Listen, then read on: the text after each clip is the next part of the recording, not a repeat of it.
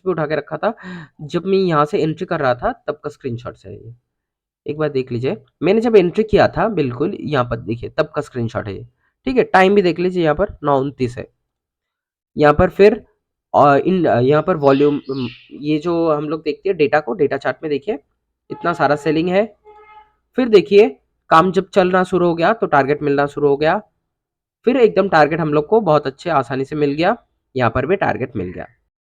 So good morning traders, आज है 23 फरवरी। ठीक है, पहले ही बोल देता हूँ कि आज का ये वाला वीडियो, अभी तो टाइम नहीं हुआ है मार्केट ओपन होने का, लेकिन आज का ये वाला वीडियो लाइव ट्रेड वाला नहीं होने वाला है। ये मैं पहले आपको दिखा दूंगा कि मैं खुद कैसे एनालिसिस करता हूँ। ठीक है, कि अभी तो मार्केट खुला नहीं है तो प्रीवियस डे में क्या क्या देखना होता है और क्या क्या चीज हम लोग को याद रख के क्या क्या चीज मार्क करके आज के दिन के लिए आगे बढ़ना होता है, ये चीज मैं आपको मेनली दिखाना चाहता हूँ। तो सबसे पहले एक बार हम लोग को आज का ट्रेडिंग शुरू करने से पहले एक बार देख लेना होगा कि कल कैसे कैसे काम हुआ था। ठीक है, और कहां पर गैप अप या गैप डाउन कहां पर हुआ, तो वो वाला काम आज हम लोग नहीं करने वाले। चार्ट रिपीटिंग का कोई भी सिनेरियो आज नहीं होने वाला है, कोई भी चार्ट रिपीट नहीं होता है। तो अब मेनली एक चीज देखिए, थोड़ा it could be time consuming. ठीक है, थोड़ा टाइम देके ही आपको देखना होगा। तो सबसे पहले एक बात देखिए, यहाँ पर है आपका .1 बोल सकते हैं इसको, .2 एंड ये .3 बोल सकते हैं। ठीक है, तो अब सबसे पहले देखिए मार्केट में क्या हुआ था। Market almost flat to gap up opening देके पहले सबसे फर्स्ट अपना हाई को ब्रेकआउट करवा के सेल में आया।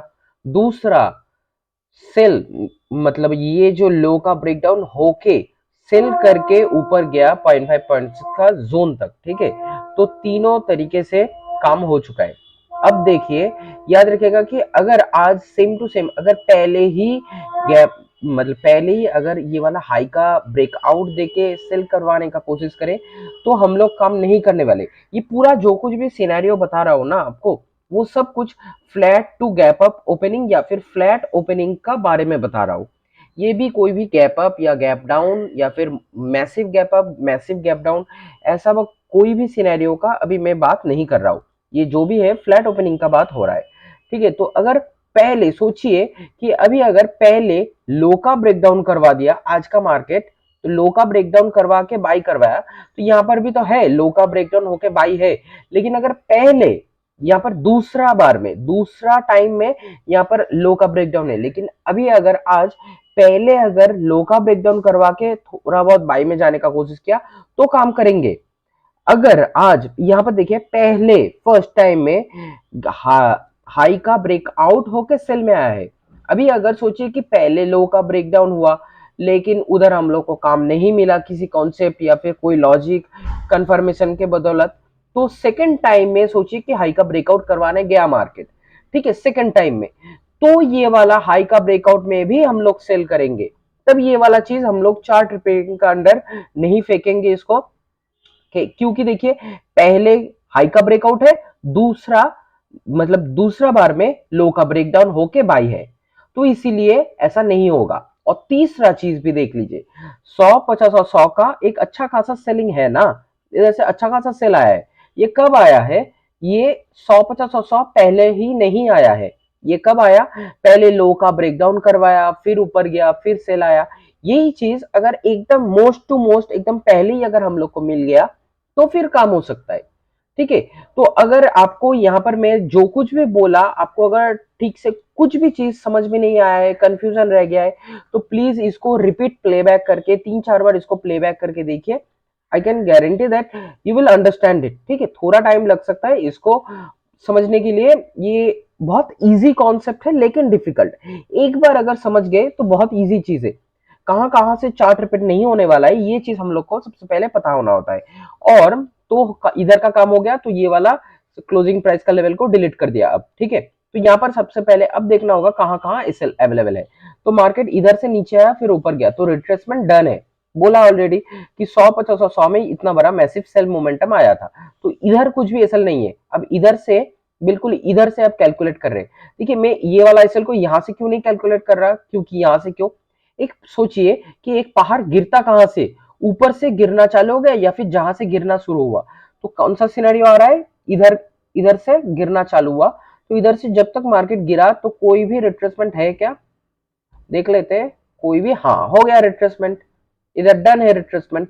तो ये वाला एसएल भी क्लियर हो चुका है, ठीक है, तो वो भी क्लियर हो गया। अब फिर से उठना कहां से शुरू हुआ, अच्छा खासा यहाँ से फिर उठना शुरू हुआ, फिर मार्केट रिट्रेस कर दिया, है ना। तो यहाँ पर भी जो एसएल था वो भी क्लियर हो गया आपका।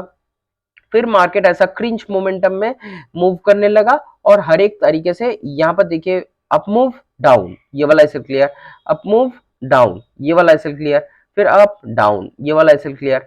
लेकिन अब देखिए मार्केट थोड़ा सा क्रिंच मोमेंटम में ऊपर जाने का कोशिश किया।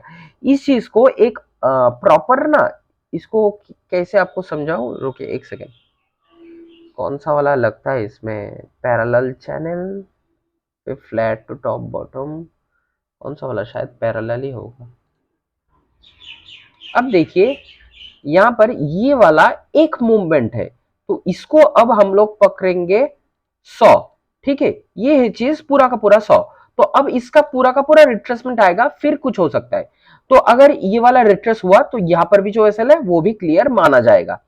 लेकिन देखिए अभी बोलिएगा कि ये तो ऊपर गया नीचे आया, ऊपर गया नीचे गया, एक कैंडल कैंडल कैंडल कैंडल करके ऊपर और नीचे हर एक चीज होता रहा। तो इसीलिए देखिए ये एक्सपीरियंस के जरिए आपको दिखने लगेगा।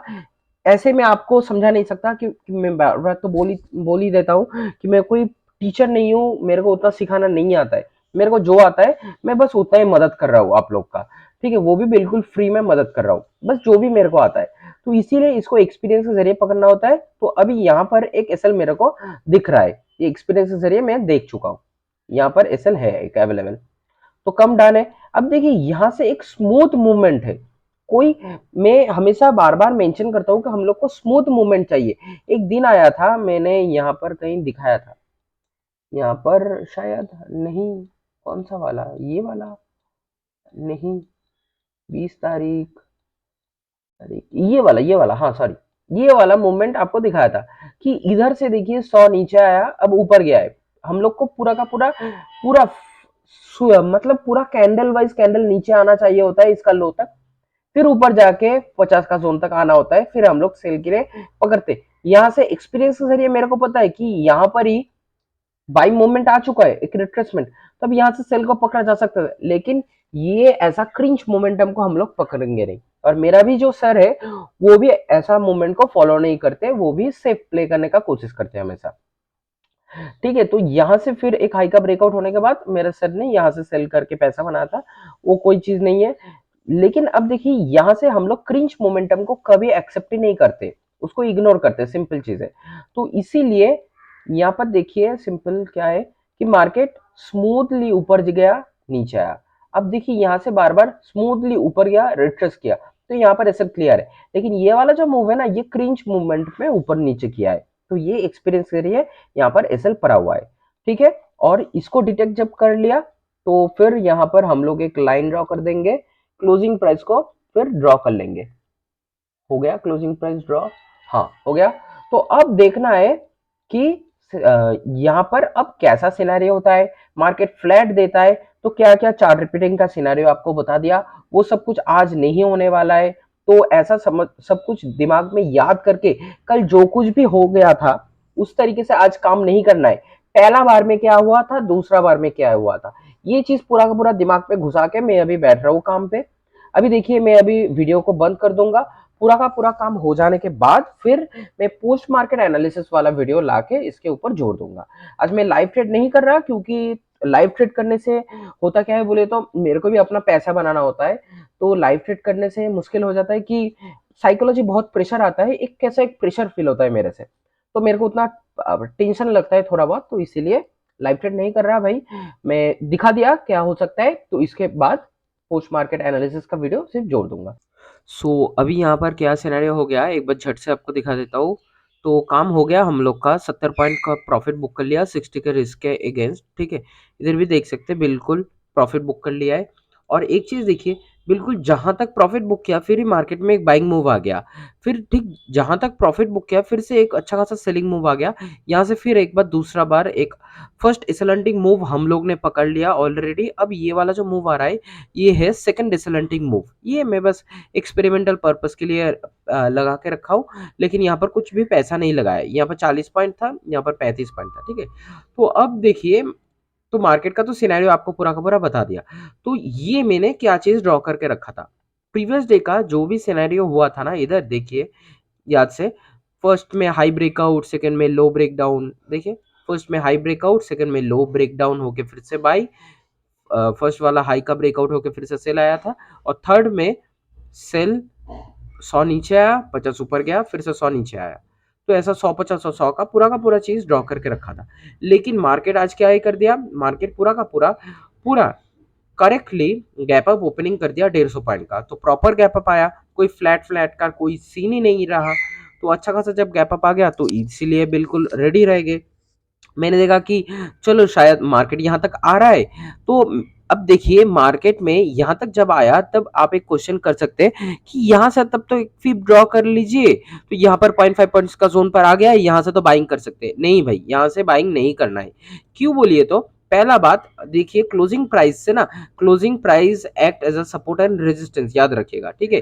तो क्लोजिंग प्राइस से देखिए यहाँ से बायर्स एक्टिवेट हुए जा रहे हैं, ठीक है, इस चीज को याद रखिए। देखिए क्लोजिंग प्राइस से जब इसको सपोर्ट समझ के क्लोजिंग प्राइस से बायर जब एक्टिवेट हो रहे, तो ऐसे कैसे काम कर सकते हैं, ठीक है। और यहाँ पर जब मार्केट था, यहाँ पर जब ट्रेड कर रहा था मार्केट ना, तो ये वाला एसएल को खाने को और जाने के लिए मार्केट को बस कितना पॉइंट लगता, 130 पॉइंट ओनली।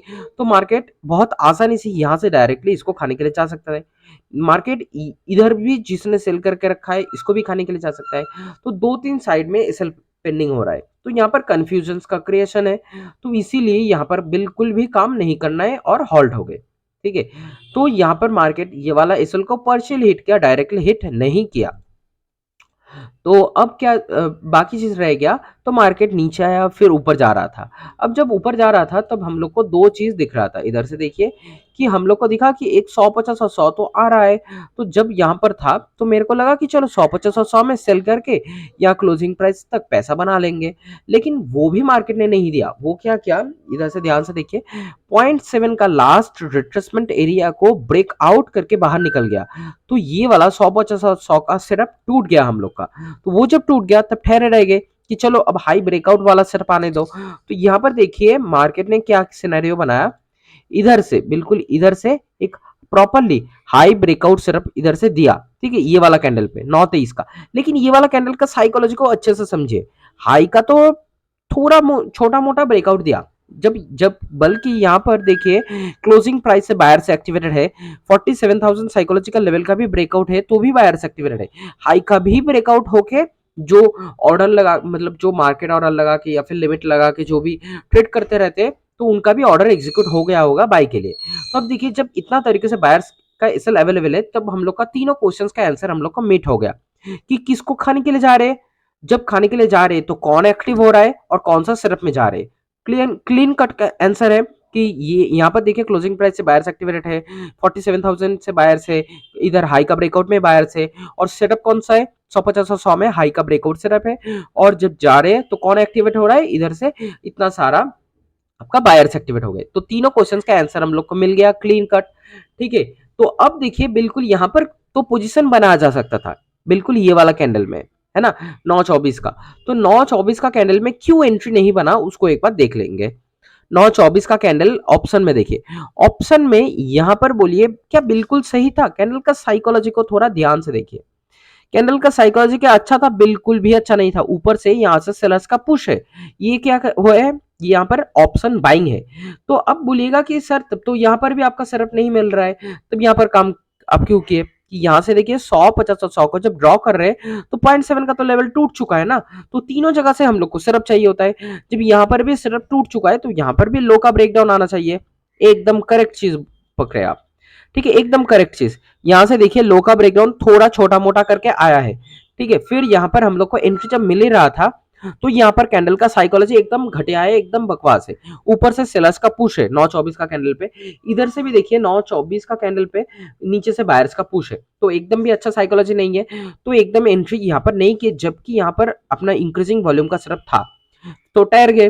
तो मेरे को लगा कि चलो यहाँ से शायद हम लोग को टारगेट मिल जाएगा, तो काम नहीं किया। तो वहां पर फिर से मार्केट और एक बार नीचे आया एक दफा, तो यहाँ से फिर से लो का एक ब्रेकडाउन करवा के फिर से थोड़ा मोड़ा बायर्स को सेलर्स को इधर से एक्टिवेट करवा दिया, ऑप्शन बाइंग में सेलर्स को एक्टिवेट करवा दिया, ठीक है। उसी टाइम पे जब ऑप्शन सेलिंग पे आप देखिएगा ना, तो इधर से मार्केट हाई का ब्रेकआउट करवा के रखा था, ऑप्शन सेलिंग में एकदम परफेक्ट सेटअप था सेल करने के लिए। ऑप्शन तो परफेक्ट सेटअप था। ऑप्शन सेलिंग में कभी भी वॉल्यूम को मत देखिएगा, ऑप्शन सेलिंग को अगर देख रहे हैं तो सिर्फ ऑप्शन सेलिंग का चार्ट को देखिएगा, कभी भी ऑप्शन सेलिंग में वॉल्यूम को फॉलो मत कीजिएगा। अगर वॉल्यूम देखना है एंड चार्ट को सब कुछ मेंटेन करना है तो आपको हमेशा ऑप्शन बाइंग में देखना होगा, ये चीज याद रखिएगा। तो उसके बाद जब हम लोग को प्रॉपर्ली सेटअप मिल गया तो अगला कैंडल देखिए इंक्रीजिंग वॉल्यूम सेटअप भी दिया, और इधर से कैंडल जो आया यहाँ पर भी थोड़ा मोड़ा आपका सेलर्स का पुश है, लेकिन कैंडल में ज्यादातर बायर्स अवेलेबल दिख रहा है। ठीक है, कैंडल को अगर मार्क करेंगे पूरा का पूरा, पूरा चीज को अगर मार्क करेंगे तो देखिए सेलर्स, ये जो 50% का लेवल आया है पूरा का पूरा कैंडल का, सेलर्स का परसेंटेज कितना है और इधर बायर्स का परसेंटेज कितना है, 50 प्लस है। तो हाफ परिमाण से ऊपर ही तो बायर्स का पुश है। तो जब यहाँ पर कैंडल का साइकोलॉजी परफेक्ट लगा, यहाँ पर इंडेक्स में भी कैंडल का साइकोलॉजी बिल्कुल परफेक्ट लगा, तो यहाँ पर एंट्री बनाया गया अगला कैंडल का ओपनिंग में। तो हम लोग का ऑर्डर प्लेस हुआ, यहाँ छोड़ के थोड़ा ऊपर प्लेस हो गया ऑर्डर, कुछ कर नहीं सकते, जो हो गया सो हो गया। तो यहाँ पर सिंपल इधर से देखिए 70 पॉइंट का टारगेट पकड़ा और यहाँ से तब 35 पॉइंट का टारगेट। तो अब 70 पॉइंट का क्यों टारगेट पकड़ा? ठीक है, पहला लॉजिक है 70 पॉइंट का टारगेट पकड़ने का कि जब भी 47,000 साइकोलॉजिकल लेवल का ब्रेकडाउन होगा तो भी सेलर्स एक्टिवेट होना शुरू हो जाएंगे। जब यहाँ से सेलर्स एक्टिवेट होना शुरू हो जाएंगे तो मार्केट कभी भी बाइंग मूव ला सकता है, पहला लॉजिक। दूसरा, यहाँ पर एक अच्छा खासा बाइंग स्विंग दिख रहा है, क्लियर कट बाइंग स्विंग दिख रहा है, तो इसको प्लेज कर लिए। ठीक है, इसको हाई तक प्लेस किए तो हम लोग को दिख रहा है कि मार्केट 0.5 0.6 तक आता है। और जब हम लोग को छोटा मोटा टारगेट दिखता है कि चलो बहुत बढ़िया, मतलब एक चीज सोचिए कि मार्केट अगर ऐसा कुछ कर रहा है कि बहुत बड़ा एक जोन है, हम लोग बस 0.5 0.6 तक पहुंचते पहुंचते ही हम लोग को इंडेक्स में 100 120 पॉइंट मिल रहा है, तो कोई बात नहीं है। अगर नहीं मिल रहा है तो आप आपका टारगेट को बनाइए 0.7 का लेवल तक। ठीक है, इसका जो फिप को प्लेस किया, इसका लास्ट रिट्रेसमेंट एरिया तक मैंने 0.7 तक टारगेट को बनाया। तो इधर मेरे को दिख रहा था कि 73 पॉइंट अवेलेबल मेरे को मिल रहा था, लेकिन मैंने पकड़ा कितना, सिर्फ 70 को टारगेट किया, 35 का टारगेट आया। इधर से ऑप्शन में बहुत अच्छे से इजीली हम लोग को 35 का टारगेट मिल गया। फिर से ये हो गया पहला एसलेंटिंग मूव, फिर लोब का ब्रेकडाउन करवाया, अब करवा के फिर से काम कर रहा है। देखिए मैं क्यों सेकंड एसलेंटिंग मूव को कभी भी प्रेफर नहीं करता हूं, क्योंकि देखिए मेरे को जब टारगेट देना था उसने डायरेक्टली टारगेट दिया कुछ ही मिनटों में, लेकिन अब जब सेकंड एसलेंटिंग मूव आया तो कितना साइडवेज जा रहा है, अब प्रीमियम गलना शुरू हो जाएगा। अब प्रीमियम जब गलना शुरू हो जाएगा तो मार्केट में दिक्कत आना बनना शुरू हो जाएगा।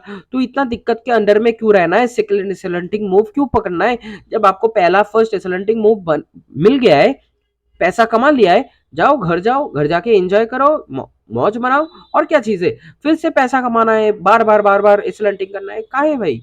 फर्स्ट एसलेंटिंग मूव हम लोग को मिल गया, प्रॉफिट मिल गया, अगर ये नहीं मिलता तो सेकंड के लिए वेट करते। अब देखिए ये शायद प्रॉफिट में जाएगा, ठीक है, लेकिन इतना साइडवेज प्रीमियम अगर प्रॉफिट में गया तो इतना प्रीमियम गलता रहेगा, अब क्या ही बोलो, शायद ये प्रॉफिट में ना जाए क्योंकि ऑलरेडी फर्स्ट एसलेंटिंग मूव आ चुका है। यहाँ पर इतना सारा चीज कंफ्यूजन आता है, जितना बार एसलेंटिंग मूव आता रहता है ना, धीरे धीरे मूव ठंडा पड़ता जाता है। पहला एसलेंटिंग मूव जबरदस्त होता है, सेकंड भी जबरदस्त होता है, लेकिन अभी थोड़ा बहुत साइडवेज जा रहा है, पता नहीं क्यों, लेकिन जो जा रहा है वो जा रहा है। तो बस यही था आज का वीडियो।